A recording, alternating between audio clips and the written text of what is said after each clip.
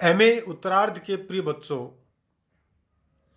आज हम आपको महाकवि श्री हर्ष का जो नैषधीय चरित्र है उसके प्रथम सर्ग से श्लोक संख्या 20 से लेकर 22 तक के श्लोकों की व्याख्या करके बताएंगे। प्रिय बच्चों, महाकवि श्री हर्ष बृहत्त्रयी के लेखक हैं। उन्होंने बृहत्त्रयी का अंतिम महाकाव्य नैषधीय चरितम के रूप में लिखा था। उनसे पूर्व महाकवि भारवी ने किरातार्जुनीयम और उनके बाद में महाकवि माघ ने शिशुपाल वधम नामक महाकाव्य लिखे थे। और अंतिम नैषधीय चरितम, ये तीनों ग्रंथ बृहत्त्रयी के अंतर्गत आते हैं और तीनों ही कलावादी पक्ष के कवि हैं। तीनों ही महाकाव्य जो है वो स्वाभाविक शैली के प्रवर्तक नहीं है, अपितु ये कृत्रिम शैली में जहाँ पर पांडित्य प्रदर्शन किया जाता है उसको लेकर के इन्होंने अपने महाकाव्य को लिखा है। महाकवि श्री हर्ष नल के और दमयंती के चरित्र को लेकर के जो लिखा है उसके विषय में यहाँ पर वर्णन किया जा रहा है। वे कहते हैं, तदास्य दास्येपि गतोऽधिकारितां न शारदः पार्विकशर्वरीश्वरः। इसका अन्वय है, तदंघृणा पद्मेषु घृणा अधारी पल्लवे तच्छयच्छायलवोऽपि क्व शारदः पार्विकशर्वरीश्वरः तदास्य दास्ये अपि अधिकारितां न गतः। अर्थात उस नल के चरण ने कमलों के प्रति घृणा धारण की, नवीन पल्लव में उनके हाथ की कांति का लेश भी कहाँ रहा, और शरद ऋतु की पूर्णिमा का चंद्र उसके मुख की दास्ता की भी योग्यता को न प्राप्त हुआ। इस प्रकार से श्री हर्ष ने जो नल है उस नल के शारीरिक सौंदर्य का वर्णन करते हुए यहाँ पर यह लिखा है। वस्तुतः इसमें कुछ खास शब्द हैं, उनका हम वर्णन करेंगे तो उसमें उसके शारीरिक सौंदर्य का विस्तृत वर्णन हो जाएगा। तदंघृणा यानी उनके चरण द्वारा, तस्य अंघ्रिहितेन इति तदंघृणा। पद्मेषु कमलों के प्रति, सप्तमी का बहुवचन का रूप है ये पद्म का।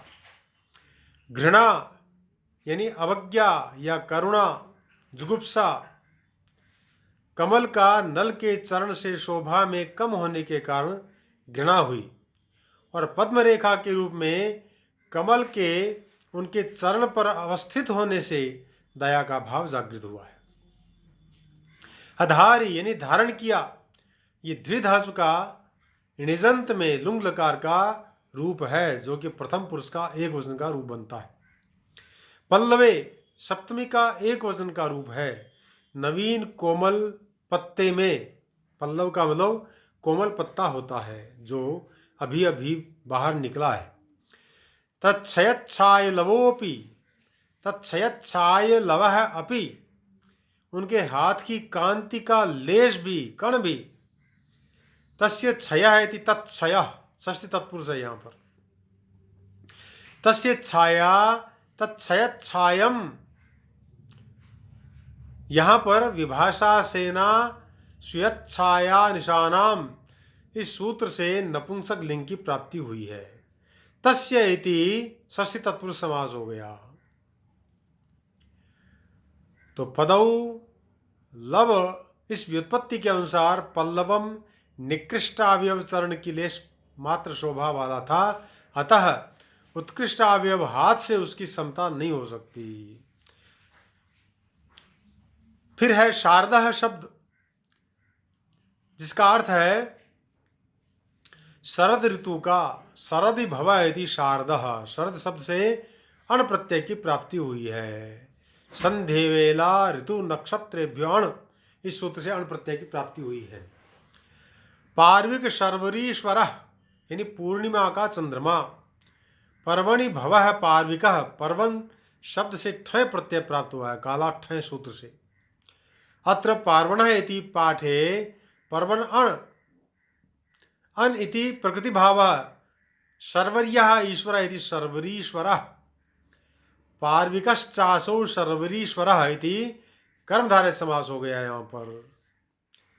तदास्य दास्येपि, तदास्य दास्ये अपि, उनके अर्थात नल के मुख की दास्ता में भी अधिकारिताम न गतः, पात्रता को नहीं प्राप्त किया। भाव यह है कि चंद्रमा शारदीय पूर्णिमा के योग से केवल एक दिन रमणीयता धारण करता है, पर नल का मुख स्वतः तथा सर्वदा रमणीय है। अतः समता की बात तो दूर रही, उनकी दासता तक नहीं प्राप्त कर सकता, क्योंकि रमणीय नायक का दास भी रमणीय होना चाहिए। इस श्लोक में तत्क्षयच्छाय आदि में अनुप्रास अलंकार है, जो परिकर अलंकार से संश्लिष्ट हो गया है। चरण आदि का पद्मादि में गृणादि के असंभव होने पर भी उस प्रकार का कथन होने से अतिशयोक्ति अलंकार बन गया है। कमल, किसलय तथा चंद्र के नल के चरण, हस्त और मुख शोभा में न्यून होने के कारण व्यतिरेक अलंकार हो गया है। अब प्रकारांतर से नल की सामुद्रिक लक्षण संपन्नता का वर्णन कर रहे हैं। प्रकारांतरेण सामुद्रिक लक्षणत्वम आह। कह रहे महाकवि श्रीहर्ष, किमस्य लोमनाम कपटेन कोटिभिर विधिर न लेखाभिरजी गण गुणान न रोम कूपौघ मिषात् जगत कृता कृताश्च किम दूषण शून्य बिंदव। इसका अन्वय है, किम विधि अस्य लोमनाम कपटेन कोटिभिः रेखाभिः गुणान न अजिगणत किंच जगत्कृता रोमकूपौघ मिषात् दूषण शून्य बिंदव न कृतः। अर्थात क्या ब्रह्मा ने रोमों के बहाने से करोड़ों रेखाओं से इन महाराज नल के गुणों को नहीं गिना? अर्थात अवश्य ही गिना।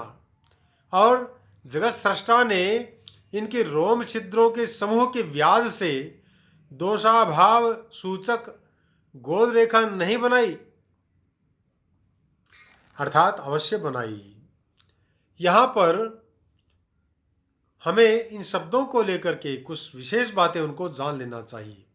पहले कहा कोट भी लेखा भी, अर्थात करोड़ों रेखाओं से मनुष्य शरीर में 3.5 करोड़ रोम होते हैं, ऐसा संस्कृत जगत में प्रसिद्ध है। जैसा कि कहा है, तिस्रः कोट्योर्थ कोटि च यान्ति रोमाणि मानुषे, और इतने ही रोमकूप होते हैं। रोमैकैकम कूप के पार्थिवानाम। फिर कहा अजीगणत यानी गिना।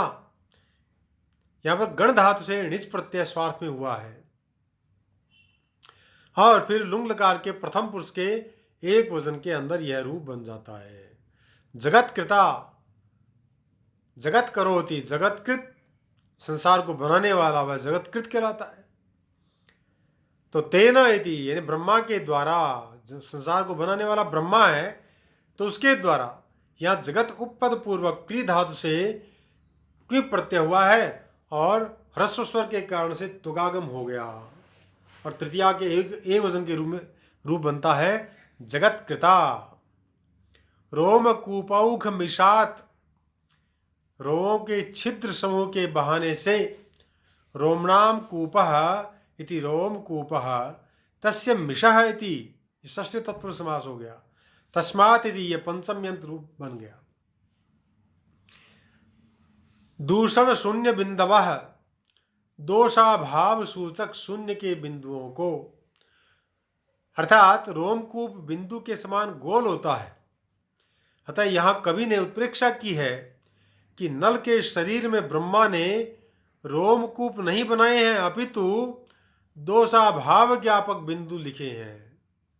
इस श्लोक में प्रस्तुत रोम और रोमकूप कपट एवं मिश शब्द से प्रतिषेध करके क्रमशः प्रस्तुत गणक रेखा और दोष शून्यता सूचक बिंदु की उत्प्रेक्षा की गई है।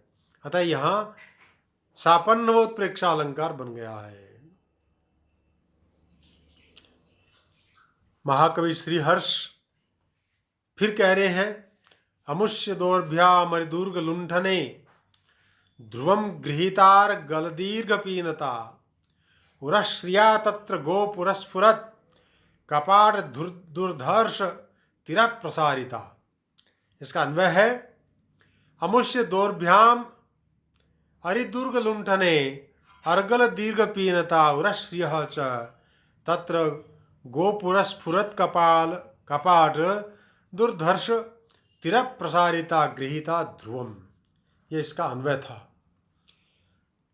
कहते हैं कि उस नल की दोनों भुजाओं ने शत्रु के दुर्गों को लूटने में अर्गला की लंबाई तथा मोटाई और वक्षस्थल की शोभा ने मानो शत्रुओं के पुरद्वारों पर विराजित होते हुए किवाड़ों की कठिनता एवं विशालता प्राप्त कर ली। इससे नल का आजानुबाहु एवं विशाल वक्षस्थल वाला होना सूचित होता है, अर्थात उसकी घुटनों तक लंबी भुजाएं थी।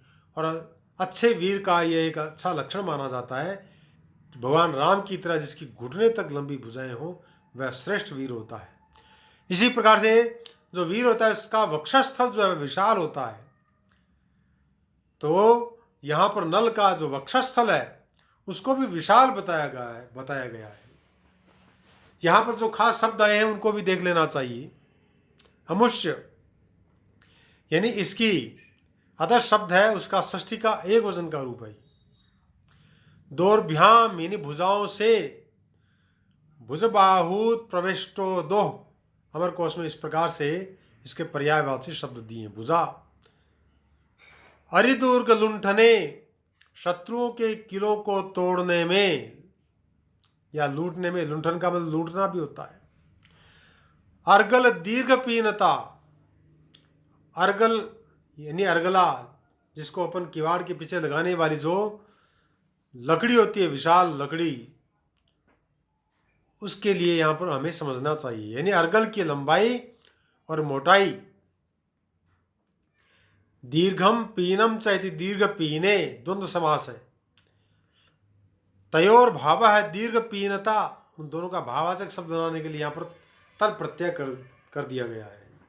यानी दीर्घ पीन शब्द में तस्य भावस्तो तलव सूत्र से तल प्रत्यय की प्राप्ति हो गई। और तलंत जो भी होता है वह स्त्रीलिंग में ही रहता है, इसलिए आजाद टाप सूत्र के द्वारा इसको टाप प्रत्यय की प्राप्ति होकर के अर्गल दीर्घ पीनता ये शब्द बन जाता है। तो अर्गल से दीर्घ पीनता यहाँ पर षष्ठी तत्पुरुष समास हो गया। उरह श्रिया यानी वक्षस्थल की शोभा से, ये तृतीया का वचन का रूप है। उरसः श्री इति उरश्री तया इति उरश्रिया, वक्षस्थल की शोभा के द्वारा। गोपुरस्फुरत कपाट दुर्धर्ष तिर प्रसारिता, यानी नगर द्वार पर शोभायमान किवाड़ों की दृढ़ता और विशालता। दुर्धर्षाणि चैतानि तिर प्रसारेणी च तेषां भावः इति दुर्धर्ष तिर प्रसारिता। कर्मधारय समास था। और गोपुरेषु स्फुरन्ति यहाँ आकर के शुभ शुभा समास हो गया है। गोपुरस्फुरन्ति च तानि कपाटानि, यहाँ कर्मधारय समास हो गया। गोस्फुरत कपाटानाम दुर्धर्ष तिर प्रसारिता, यहाँ षष्ठी तत्पुरुष समास हो गया है। फिर ध्रुवम यानी ये उत्प्रेक्षा का वाचक शब्द है, मानो इसका अर्थ होता है। उत्प्रेक्षा व्यंजक शब्द है, अव्यय शब्द है, इसके रूप नहीं चलते हैं। मन्ये शंकम ध्रुवम प्रायो नूनमित्येव मादयः, ये उत्प्रेक्षा के वाचक शब्द है। उत्प्रेक्षा व्यंजकः शब्दा इव शब्दोपि तादृशः, यहाँ ध्रुव शब्द के प्रयोग के कारण से उत्प्रेक्षा अलंकार बन गया है। इस प्रकार से प्रिय बच्चों, आज हमने आपको महाकवि श्री हर्ष के नैषधि चरितम के कुछ श्लोकों की व्याख्या करके उन्हें समझाया है।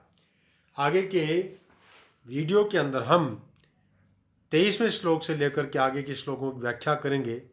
तब तक के लिए जय तो संस्कृतम, जय तो भारतम।